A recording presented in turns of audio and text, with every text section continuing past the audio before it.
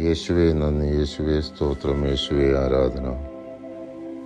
വിശുദ്ധ ലൂക്കാശ്ലീഹായുടെ സുവിശേഷം 12-ാം അധ്യായം 42 മുതൽ 48 വരെയുള്ള തിരുവചനങ്ങൾ. അപ്പോൾ കർത്താവ് പറഞ്ഞു, വീട്ടുജോലിക്കാർക്ക് യഥാസമയം ഭക്ഷണം കൊടുക്കേണ്ടതിന് യജമാനൻ അവരുടെ മേൽ നിയമിക്കുന്ന വിശ്വസ്തനും വിവേകിയുമായ കാര്യസ്ഥനാരാണ്?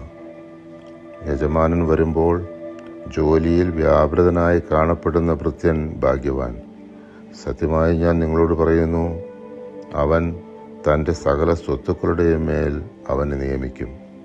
എന്നാൽ ആ ഭൃത്യൻ തൻ്റെ യജമാനൻ വരാൻ വൈകും എന്ന് ഉള്ളിൽ കരുതി യജമാനൻ്റെ ദാസന്മാരെയും ദാസിമാരെയും അടിക്കാനും തിന്നുകുടിച്ച് ഉന്മത്തനാകാനും തുടങ്ങിയാൽ പ്രതീക്ഷിക്കാത്ത ദിവസത്തിലും അറിയാത്ത മണിക്കൂറിലും യജമാനൻ വരികയും അവനെ ശിക്ഷിച്ച് അവൻ്റെ പങ്ക് അവിശ്വാസികളോടുകൂടെ ആക്കുകയും ചെയ്യും.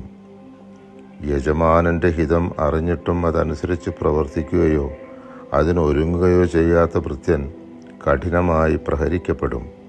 എന്നാൽ അറിയാതെയാണ് ഒരുവൻ ശിക്ഷാർഹമായ തെറ്റ് ചെയ്തെങ്കിൽ അവൻ ലഘുവായ പ്രഹരിക്കപ്പെടുകയുള്ളൂ. അധികം ലഭിച്ചവനിൽ നിന്ന് അധികം ആവശ്യപ്പെടും. അധികം ഏൽപ്പിക്കുന്നവനോട് അധികം ചോദിക്കും.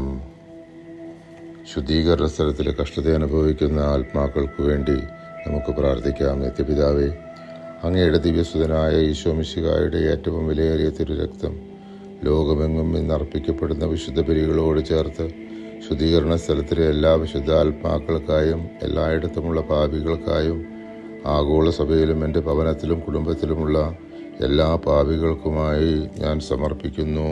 ആമേൻ.